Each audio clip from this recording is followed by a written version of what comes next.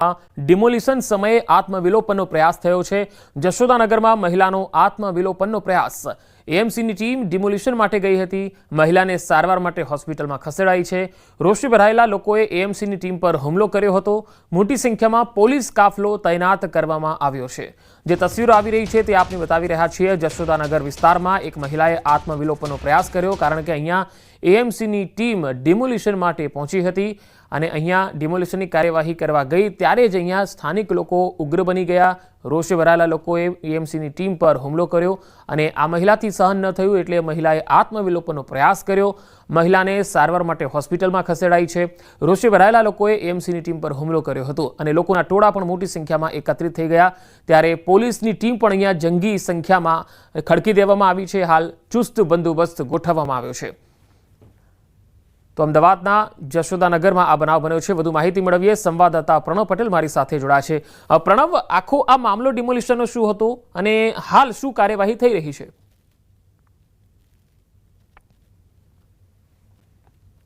ચોક્કસ માની શકાય કે જશોદાનગર વિસ્તારની અંદર એ કહી શકાય કે એક દુકાન હતી। દુકાનને તોડવા માટે ડિમોલિશન માટે એમ ટીમ અહીં પહોંચે છે। જોઈ શકો છો કે આ દુકાન તોડવા માટે આવ્યા હતા, પરંતુ અહીં જે મહિલા હતા એ મહિલાએ પોતાનું આત્મવિલોપન કરવાનો પ્રયાસ કર્યો અને હાલ જે હોસ્પિટલમાં દાખલ કરવામાં આવી રહી છે અને સ્થાનિક લોકો મોટી સંખ્યામાં અહીં પહોંચ્યા છે અને વિરોધ સાબી શકો છો। ભાગ્યોદય અનાજ આ દુકાન હતી, એ દુકાનની અંદર ડિમોલિશન માટે ટીમ સવારે પહોંચે છે અને એ સમયે આ ઘટના બને છે અને જે મહિલા છે આ તે પોતે આત્મવિલોપન કરવાનો પ્રયાસ કરે છે, કારણ કે તે આખી બંધ થઈ જાય છે અને અત્યારે હોસ્પિટલમાં દાખલ કરવામાં આવે છે। સ્થાનિક જોડાયા છે।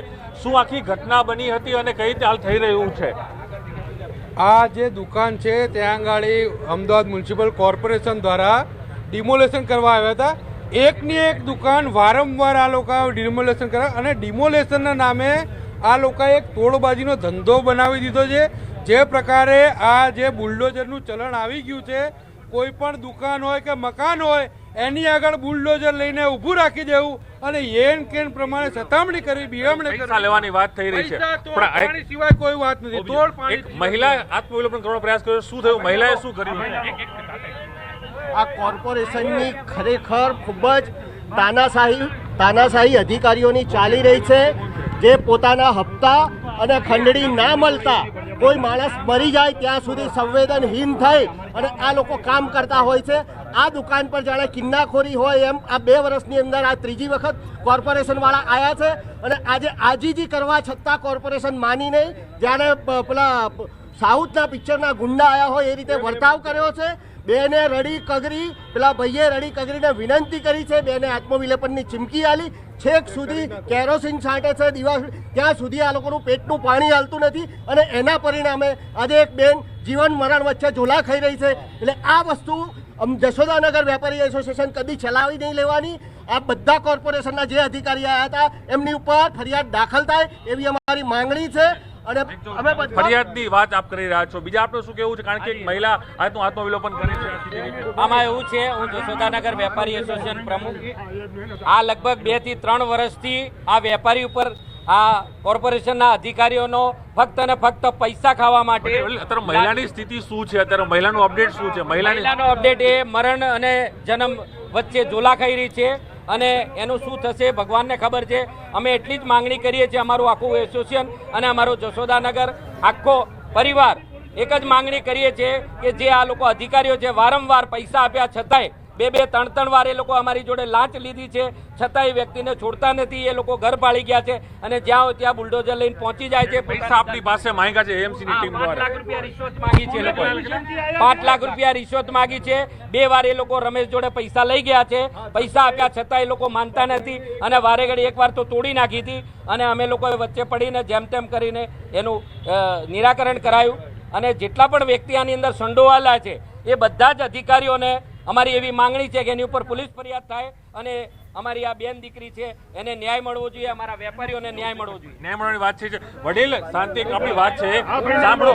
મહિલા હતી, મહિલા આત્મવિલોપનનો પ્રયાસ કર્યો, કેટલા વર્ષથી? હું આમ નાગરિક છું, બરાબર। એ આયા, મેં બેનને એમ કીધું ના માનતા હોય તો ભૂપેન્દ્રભાઈને વાત કરો તમે ડાયરેક્ટ, બરાબર। તો જે તેજસભાઈ મકવાણા જે સાહેબ એએમસીની ટીમમાંથી કોણ આવ્યું તેનું નામ શું હતું? તેજસભાઈ, બરાબર। જે સાહેબને મેં બેનને કહેવા જો કે બેન તમે ના માનતા હોય, વ્યાસ સાહેબ બરાબર હું કહેવા ગયો કે બેન ના માનતા હોય ભૂપેન્દ્રભાઈ અંગાત હેડો હું મલાવું તમને બરાબર તો સીધા તેજસભાઈ મને કોલર પકડ્યા ને એમની આખી ટીમ મારા ઉપર ફરી વાળી કે ચલો કે તમારા ઉપર પોલીસ કેસ કર્યું તો શું હું એક આમ નાગરિક છું બરાબર બેને પછી શું કર્યું બેને શું બેન તો અંદર પછી મને પકડીને અંદર જ બિહારી દીધું સાહેબ મને ધમકી આલી બરાબર તમારા ઉપર કે પોલીસ કેસ કરું તો હું તો ભગવાન સ્વામિનારાયણનો જ માણસ છું પ્રમુખ આ પ્રકારની ઘટના દુર્ભાગ્ય કહેવાય કે એમસી ટીમ આવે મેં અત્યારે બંસી નિધિ પાણીને ફોન કર્યો સાહેબ તમને લાગતું હોય બંસી નિધિ પાણી એમ થારસન બરાબર બધાને ફોન કર્યા અટકાવવા માટે ઘટના ખોટી કહેવાય કે આવી રીતે વારંવાર કરી રહ્યા છે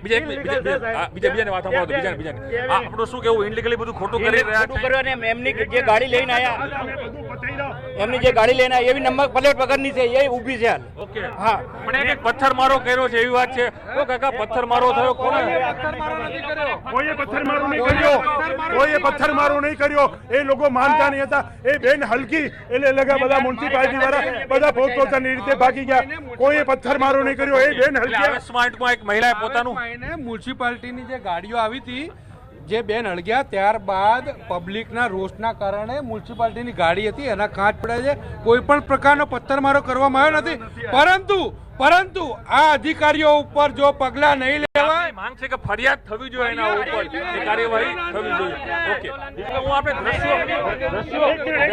દ્રશ્યો બતાવીશ બધા પબ્લિકના જોઈ શકો છો હું આપણે બતાવવાનો પ્રયાસ કરીશ પબ્લિકને और તમારે भी है ना આગળ કેસ દાખલ કરવું જોઈએ ચોક્કસ આ લોકો માંગ છે કે ફરિયાદ દાખલ થવી જોઈએ પરિવારજનાની અને હું આપણે દ્રશ્યો બતાવી રહ્યો છું જોઈ શકો છો કે પબ્લિક છે તે પહોંચી ગઈ છે અને વાઘ છે તે કહી રહ્યા છે કે આ પ્રકારની જે ડિમાન્ડ છે એ કરવાનો પ્રયાસ કરી રહ્યા છે જોઈ શકાય છે દ્રશ્યોની કઈ રીતે લોકો છે એ દ્રશ્યો જોવાનો પ્રયાસ કરશું કે કઈ રીતે લોકો છે હજુ પણ વિરોધ છે તે કરી રહ્યા છે મહાનગરપાલિકાનો આક્ષેપ છે કે મહાનગરપાલિકા દ્વારા એ જે કહી શકાય કે પૈસાની લાંચ લેવામાં આવી હતી અને લાંચને કારણે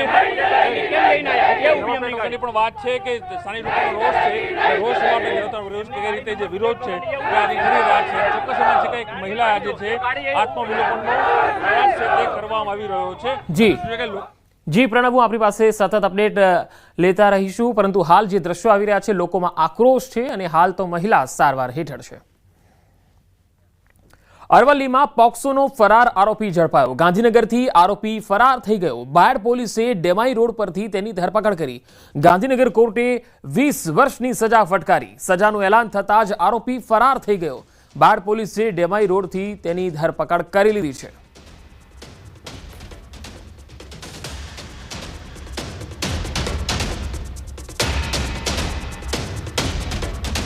આણંદ જિલ્લાના ઉમરેઠમાં પતિએ પત્ની પર હુમલો કર્યો ભાલેજ પાસે આવેલા બડાપુરા ગામ પત્ની પર શક રાખી અને તલવારથી હુમલો કર્યો પત્નીને જાનથી મારી નાખવાની કોશિશ કરી ગંભીર રીતે ઘાયલ થતા સારવાર માટે મહિલાને હોસ્પિટલમાં ખસેડવામાં આવી પત્નીના અન્ય વ્યક્તિ સાથે સંબંધ હોવાનો વહેમ રાખી પતિએ તલવારથી હુમલો કર્યો આશિષ પટેલ નામનો આ શખ્સ પોતાની પત્ની પર શક કરી અને અવારનવાર ઝઘડા કરતો બહાર ફરવા જવાના બહાને વેરાખાડી ગામે નદીના કોતરમાં નિર્જન વિસ્તારમાં લઈ જઈ ઘાતક હથિયારથી હુમલો કર્યો પોલીસે ફરિયાદ નોંધીને આરોપીની શોધખોળ શરૂ કરી છે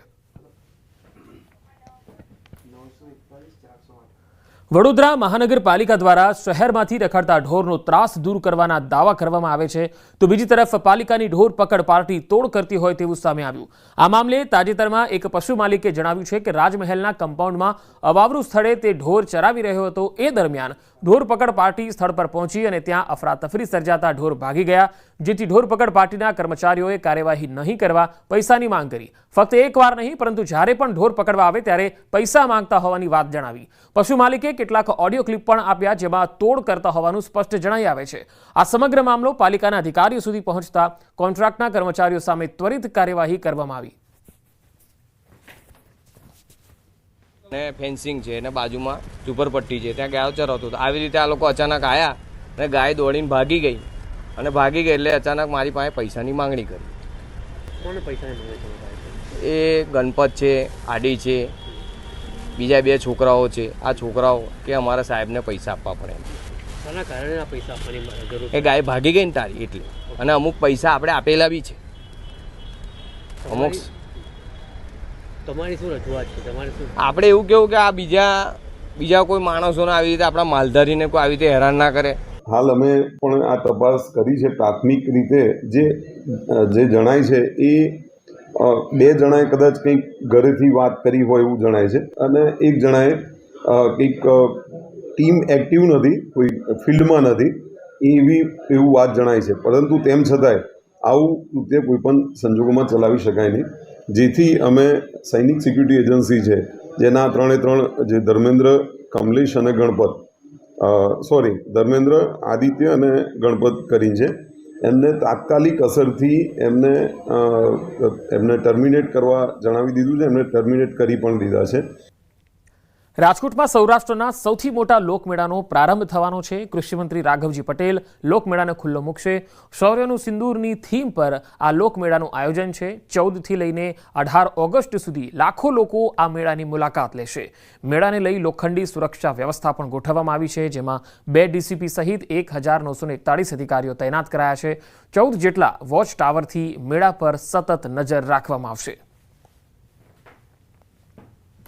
સાતમ આઠમના તહેવાર અંતર્ગત સૌરાષ્ટ્રનો સૌથી મોટો લોકમેળો છે તે રાજકોટના રેસકોર્સ મેદાન ખાતે યોજાતો હોય છે. ત્યારે ચાલુ વર્ષે પણ આજે સાંજના 4:30 વાગ્યાથી આ લોકમેળો છે તે ખુલ્લો મૂકવામાં આવનાર છે. ત્યારે લોકમેળો જ્યારે ખુલ્લો મૂકવામાં આવનાર છે ત્યારે હાલ તમામ જે અંતિમ તૈયારીઓ છે તે કરવામાં આવી રહી છે. સાથોસાથ વાત કરવામાં આવે તો રાજ્યના કૃષિ મંત્રી અને રાજ્યના રાજકોટના પ્રભારી મંત્રી રાઘવજી પટેલના હસ્તે આ લોકમેળો છે તે ખુલ્લો મૂકવામાં આવનાર છે.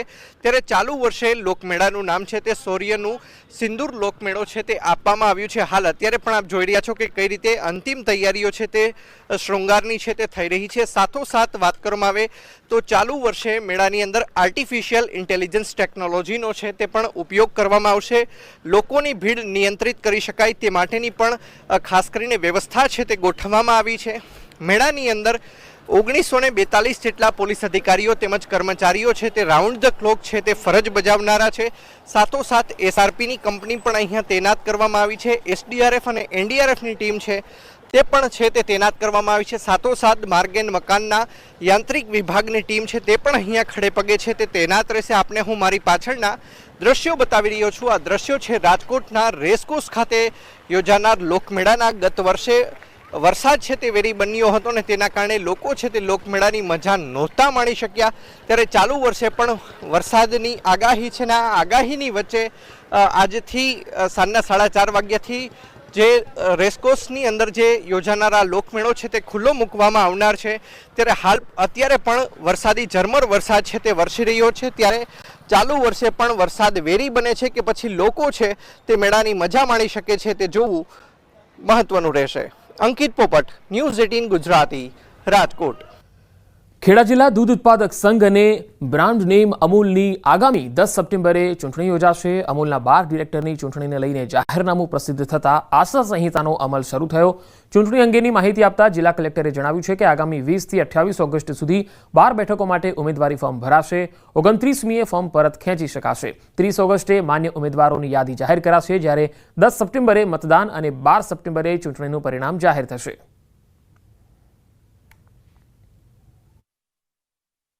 ખેડા જિલ્લા સહકારી દૂધ ઉત્પાદક સંઘ લિમિટેડની ચૂંટણીની તારીખો જાહેર કરી દેવામાં આવી છે. જરૂર જણાયે મતદાન તારીખ 10 સપ્ટેમ્બર 2025ના રોજ આયોજિત કરેલ છે અને મતદાન બાદ તારીખ 12 સપ્ટેમ્બરના રોજ મતગણતરી આયોજન કરેલ છે.